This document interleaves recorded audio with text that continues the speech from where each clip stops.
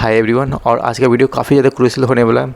How I score 355 out of 360। देखो exactly अभी last के 10 डेज आपके पास बच रहे हैं, ठीक है ना। पर इस 10 डेज में ना आपके लिए मतलब पॉसिबिलिटी कि आप जा सकते हो, ठीक है ना। तो मैं आज अपना खुद का एक्सपीरियंस शेयर करने वाला हूँ कि मैंने लास्ट 10 डेज था, मैंने इस 10 डेज को किस तरह से यूटिलाइज़ किया, जिसकी वजह से ना मैं 355 तक पहुँचा, ठीक है ना। लेकिन एग्जैक्टली मैं ये बता दूँ कि मुझे एनसीईआरटी बुक मिलेगा तो मैं आपको दिखा दूँगा कि मैं किस तरह से पढ़ाई करता, ठीक है। नॉट अ सिंगल स्पेस मैंने एनसीईआरटी में छोड़ के रखा था। मैं मतलब एनसीईआरटी को मतलब एक सिंपल बुक था, ठीक है ना, पर मैं उसे इतने कलरफुल बुक बना दिया था ना कि आपको बता नहीं सकता हूँ, ठीक है। लेकिन आप हमेशा याद रखना कि आप जब भी एनसीईआरटी पढ़ते हो, ठीक है, स्पेशली लास्ट टाइम पे, क्योंकि देखो अभी आपके पास उतना डीप एनालिसिस या फिर डीपली आपको पढ़ने का उतना टाइम बिल्कुल नहीं रहता। तो आप एक काम कर सकते हो जो आपके एनसीईआरटी में दिए हुए, ठीक है ना।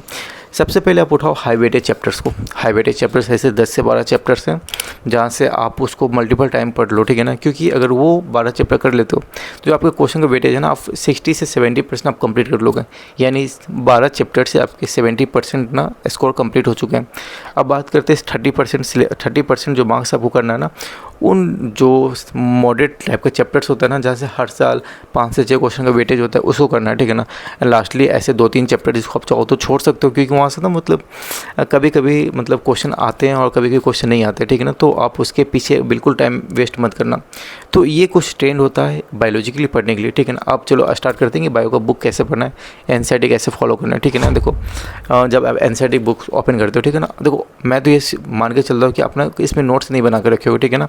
क्योंकि नोट्स बनाना एक टोटली वेस्ट ऑफ टाइम होता है। क्योंकि बायोलॉजी में आपको एनसीईआरटी पता है कि 95% क्वेश्चन एनसीईआरटी बुक से डिटो क्वेश्चन आते हैं। अगर जितना आप नोट्स बनाने में टाइम वेस्ट करोगे ना, उससे अच्छा है कि आप ना एक एनसीईआरटी को 1-2-3 बार उसको पढ़ लोगे, ठीक है ना। तो इस तरह से कुछ वे होता है एनसीईआरटी पढ़ने के लिए। चलो अब बात करते हैं किस तरह से आपको एनसीईआरटी पर पढ़ाई करना है, ठीक है ना। तो सबसे पहले लास्टली आप क्लास 12 का बुक उठाना, ठीक है। क्लास 11 का मत उठाना, क्योंकि क्लास 11 का जो वेटेज होता है ना वो 40% रहता है। लेकिन वहाँ पे क्लास 12 की बात करूँ तो वहाँ पे 60% वेटेज आता है। यानी कि ऑल ओवर बात करें 60 क्वेश्चन यहाँ से होंगे और वो 40 क्वेश्चन आपको वहाँ से देखने को मिल जाते हैं। इस तरह का इसका वेटेज होता है। अब इसमें क्लास 12 में हाई वेटेज चैप्टर्स को पकड़ो, ठीक है ना। उस हाई वेटेज चैप्टर्स को उस सबसे पहले एनसीईआरटी को वो पेज खोलना, ठीक है ना, वो चैप्टर्स ओपन करना। एंड उस चैप्टर्स में आप पहले से पढ़ के रखो, उसमें जितने भी अंडरलाइन करके रखो ना, उसको पहले सबसे पहले रीड आउट करो।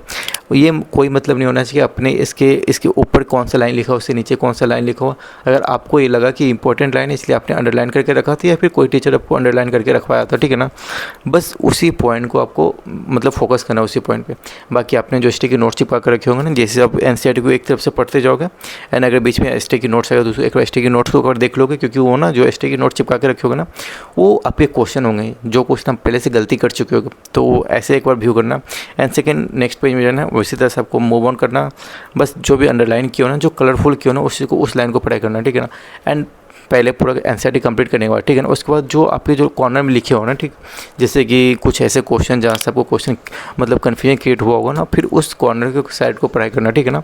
पहले कंप्लीट 1 चैप्टर करना, 2 चैप्टर करना, 3 चैप्टर करना। यानी कि एक यूनिट में जितने भी आपके चैप्टर्स हैं उस पूरे यूनिट को कंप्लीट कर जाना, ठीक है ना।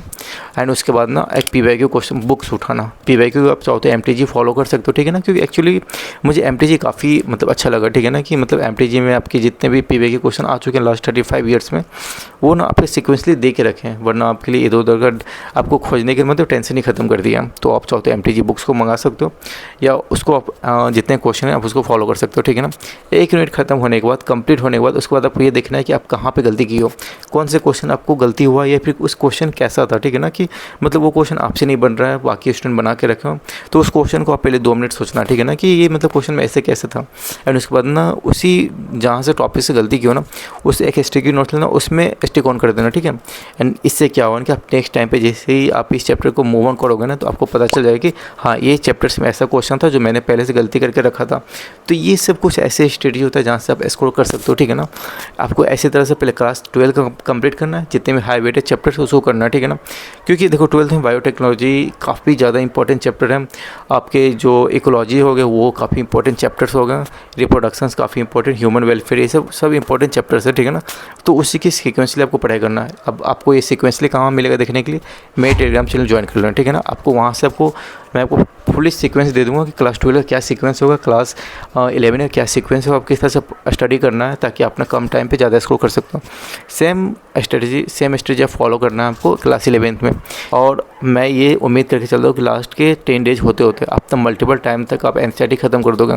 अब जो मेरा जो पीरियड था NCERT ख़त्म करने का ना, मैंने 2 दिन में एक बुक ख़त्म करता था, यानी क्लास 12 का मैंने 2 दिन में ख़त्म किया, और क्लास 11 का क्या था 1 दिन 1.5 दिन में ख़त्म कर देता था, क्योंकि क्लास 11 और क्लास 12 में तो काफ़ी ज़्यादा पढ़ चुका था, ठीक है ना। तो मतलब एक तरह से मुझे पूरे NCERT के हर एक लाइन याद हो चुका था, हर एक जो पेज नंबर में इस टॉपिक कौन से पेज नंबर मुझे वहाँ तक याद हो चुका था, ठीक है।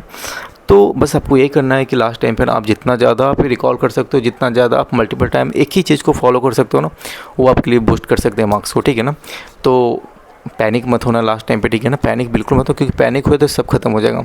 और बायो एक सोल मेंबर है, ठीक है ना। तो अगर बायो में आप अभी 200-300 स्कोर कर रहे हो ना, तो आप ये करो कि आपको बूस्ट करके आपको 350 360 तक जाना है, ठीक है ना। सेम स्ट्रेटजी फॉलो करो, क्लास 12 फिर क्लास 11 हाई वेटेज करना है, NCERT को फॉलो करना है, फिर PYQ लगाना है, ठीक है ना। आप एग्जैक्टली ये चीज़ करो, एक सिंपल सा रूल है, लेकिन काफ़ी स्टूडेंट ये चीज़ कर नहीं पाते, ठीक है। तो ये चीज़ करना है, ठीक है, आपका मार्क्स इंक्रीज़ कर जाएंगे। एंड इसी वीडियो के नीचे आप कमेंट करना कि अब आपके कितने मार्क्स आ रहे हैं।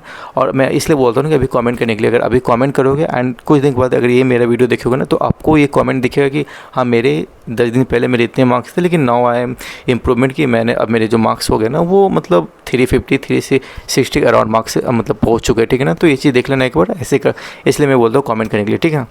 तो अभी टेलीग्राम नहीं ज्वाइन कर तो टेलीग्राम ज्वाइन कर लेना, वहाँ पे 10 डेज का कैंपेन काफ़ी ज़्यादा हेल्पफुल होने वाला है सभी स्टूडेंट के लिए।